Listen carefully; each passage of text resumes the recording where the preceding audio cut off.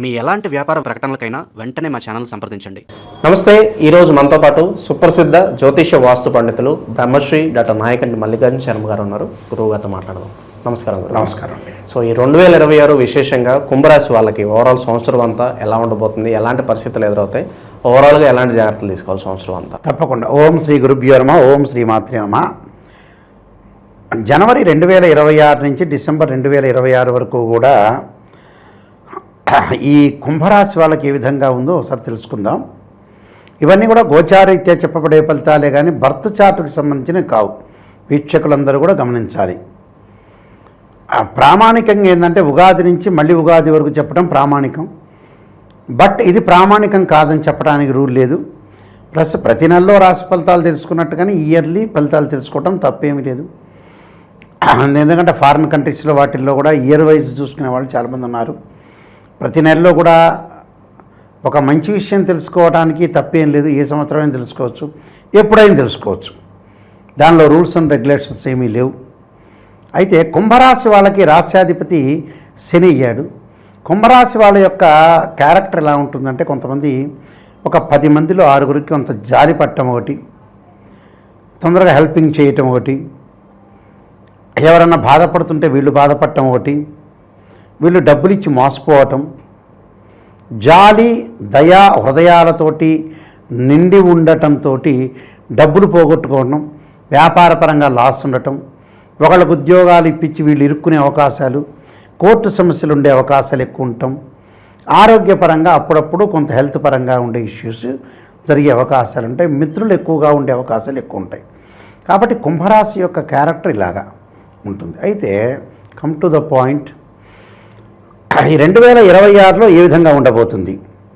కుంభరాశి వాళ్ళకి ముఖ్యంగా ప్రజెంట్ వాళ్ళకి పంచమ స్థానంలో గురువు ఉన్నాడు. ఎప్పటి వరకు ఉంటాడు అంటే జూన్ 1వ తారీఖు వరకు 5వ స్థానంలో గురువు ఉన్నాడు. 5వ స్థానంలో గురువు ఉంటే మంచివాడే. అంటే ఎప్పటి వరకు? జూన్ 1వ తారీఖు వరకు. మళ్ళీ జూన్ 1 తర్వాత మళ్ళీ కర్కాటక రాశిలోకి ప్రవేశిస్తాడు. అప్పుడు అనుకూలంగా ఉండదు. కాబట్టి జూన్ 1వ తారీఖు వరకు ఆర్థిక స్థితిగతులు బాగుంటాయి. గురువు వల్ల ఏదైనా ప్రయత్నాలు చేయాలంటే ప్రయత్నాలు చేసుకోవచ్చు. ఆర్థిక పరంగా ఇబ్బందులు ఉండవు. ఉద్యోగపరంగా కూడా ప్రమోషన్ జరిగే అవకాశాలు ఎక్కువ ఉంటాయి. ఎప్పుడు జాగ్రత్త తీసుకోవాలి? జూన్ 2వ తారీఖు నుంచి అక్టోబర్ 31 వరకు కూడా కర్కాటక రాశిలోకి ఏదైతే గురువు సంచారం వల్ల కొద్దిగా మితంగా ఖర్చు పెట్టుకోవాలి. అంటే June, July, August, September, October వరకు గురుబలం అనేది తక్కువ ఉంది కాబట్టి కొంత పొదుపు చేసుకోవాలి. అంటే ఆర్థిక పరంగా లావాదేవీలు కానీ, వాళ్ళు ఎక్కడైతే పనిచేస్తున్నారో వాళ్ళ యొక్క ఉద్యోగుల విషయంలో కానీ, వాళ్ళ ఆఫీసర్ల విషయంలో కానీ, వ్యాపారంలో జాయింట్ వ్యాపారులతో కానీ, వాళ్ళ కింద ఉండే కొలీగ్స్ తోటి కానీ తొందరపడి నిర్ణయాలు తీసుకోకూడదు. ఫైనాన్షియల్ పరంగా గొడవ పడకుండా ఉండటం మంచిది. ఎప్పటి నుంచి డేట్ మెన్షన్ చేస్తున్న జూన్ 2 నుంచి అక్టోబర్ 31 వరకు. అంటే ఫైనాన్షియల్ పొజిషన్ జాగ్రత్త ఉండండి అని చెబుతున్నాం. ఆ మధ్యకాలంలో సంతానపరంగా ఆందోళన, సంతానపరంగా ఇంకా శుభవార్తలు, వాళ్ళ యొక్క మ్యారేజెస్ కాలేదని, వాళ్ళ డెవలప్మెంట్ కాలేదని ఆందోళన చెందేవాళ్ళు ఎక్కువ మంది ఉంటారు. మళ్ళీ అక్టోబర్ 31 నుంచి గురువు సింహరాశిలో సంచారం చేస్తాడు. సింహరాశిలో సంచారం చేస్తే మళ్ళీ మంచిది. అంటే అక్టోబర్ 31 నుంచి చాలా బాగుంటుంది.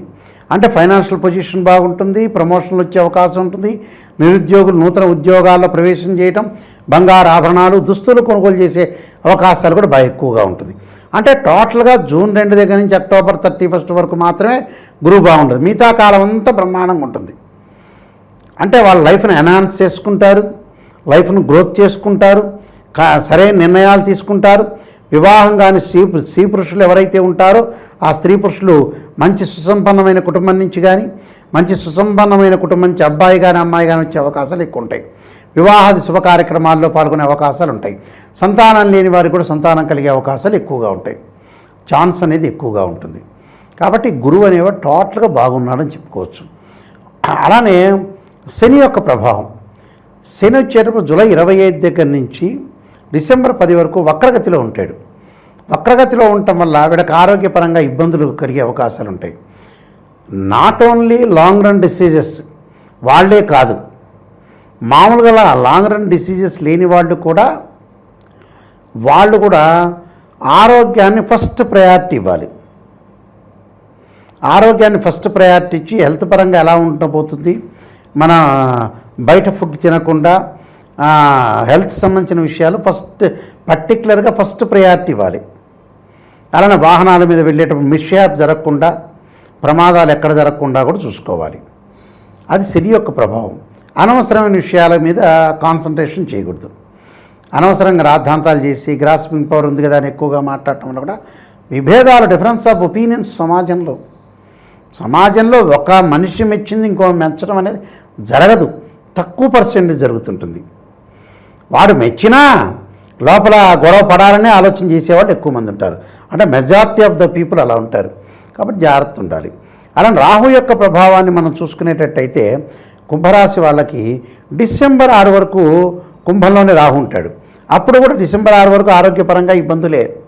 పనులలో ఆలస్యం జరగటం, దగ్గరికి వచ్చినట్టు వచ్చి పనులు వెనక్కి వెళ్ళిపోవటం, ఇలాంటి ఇన్సిడెంట్ జరుగుతాయి. కొద్దిగా డిసెంబర్ 7 నుంచి కొద్దిగా పనులు ఊపందుకునే అవకాశాలు ఉంటాయి. అంటే ఎక్కువగా అందుకోవు కానీ కొద్దిగా యావరేజ్గా కొంత అవమానాలు జరగటం, క్రిటిసైజ్ చేయటం, ఇలాంటివి జరిగే అవకాశాలు ఎక్కువ ఉంటాయి. అలానే కేతు యొక్క బలాన్ని మనం చూసుకునేటట్టయితే కేతు వచ్చేటప్పటికల్లా డిసెంబర్ 6 వరకు సింహరాశిలో సంచారం చేస్తారు. సింహరాశిలో సంచారం చేయటం వల్ల కొద్దిగా కోర్టు సమస్యలు పరిష్కారం కాకపోవటం, అన్నదమ్ముల మధ్యలో గొడవలు, తగాదాలు రాకుండా కాపాడుకోవాలి. ఎవరితోనో మాట్లాడేటప్పుడు కూడా కొంత కేర్గా ఉండటం మంచిది. హెల్త్ పరంగా ఉండే విషయాల్లో కూడా జాగ్రత్త ఉండాలి. అంటే దీర్ఘకాలికమైన బీపీ, షుగర్, ఆస్తమా, కిడ్నీ సంబంధించినవి, హెల్త్ ఏదైతే హార్ట్ సంబంధించిన వాళ్ళు ఎవరైతే ఉంటారో వాళ్ళు కొంత కేర్గా ఉండటం ఇంపార్టెంట్. ఏది వివాదాలు లేకుండా ప్రశాంతంగా వచ్చిన డబ్బును తీసుకొచ్చి జాగ్రత్తగా యూటిలైజ్ చేసుకోవటం చాలా మంచిది. అలానే కేతువు సింహంలోకి మారుతాడు. ఎప్పుడు? డిసెంబర్ 7వ తారీఖున. అప్పుడు చాలా అద్భుతంగా ఉంటుంది. వాళ్ళు అనుకున్న పనులన్నీ జరుగుతాయి. కర్కాటకంలోకి ఎప్పుడైతే సింహం నుంచి కర్కాటకంలోకి మారుతాడో అప్పుడు అద్భుతంగా ఉంటాయి. డిసెంబర్ 7 నుంచి అప్పుడు అనుకున్న పనులన్నీ జరగటం, ధనధాన్య వృద్ధి కలిగే అవకాశాలు బాగా ఎక్కువగా ఉంటాయి. అంటే ప్రతి పనిలో కూడా వాళ్ళు విజయం సాధించే అవకాశం ఉంటుంది. అయితే ఏంటంటే వాళ్ళకి టోటల్గా అక్టోబర్ తర్వాత సెకండ్ హాఫ్లో చాలా బాగుంటుంది. ఫస్ట్ హాఫ్లోనేమో 45% బాగుంటుంది, సెకండ్ హాఫ్లో 60% బాగుంటుంది. కాబట్టి టోటల్గా వీళ్ళకి 60 మార్క్స్ అవుట్ ఆఫ్ 100. కొన్ని రెమెడీస్ చేసుకొని ముందుకెళ్తే సరిపోతుంది. ఓవరాల్గా ఈ సంవత్సరం అంతా కూడా ఎటువంటి పరిహారాలు వల్ల మంచి ఫలితాలు ఉంటాయంటారు వీళ్ళకి? వీళ్ళు తప్పకుండా పరిహారాలు చేసుకుంది ఏంటంటే విష్ణు సహస్రనామాన్ని పారాయణం చేయాలి. అలానే దత్తాత్రేయ స్వామి యొక్క కవచాన్ని, దత్తాత్రేయ స్వామి యొక్క స్తోత్ర పారాయణం చేసుకోవటం ఒకటి. అలానే మెయిన్ ముఖ్యంగా అమ్మవారి యొక్క ఆరాధన, మహాకాళి, మహాలక్ష్మి, మహాసరస్వతి అన్నారు. అమ్మవారి యొక్క ఆరాధన చేయడంతో పాటు ఓం నమః శివాయ పంచాక్షరితో పాటు ప్రతి సోమవారం కూడా తత్పురుషాయ మహాదేవాయమే తన్నో రుద్ర ప్రచోదయాత్ అనే మంత్రాన్ని చక్కగా చదువుకోవటం వల్ల కూడా వీళ్ళకి మంచి సుఫలితాలు జరిగే అవకాశం ఖచ్చితంగా ఉంటుంది. చాలా బాగా వివరించారు. ధన్యవాదాలు. నమస్కారం.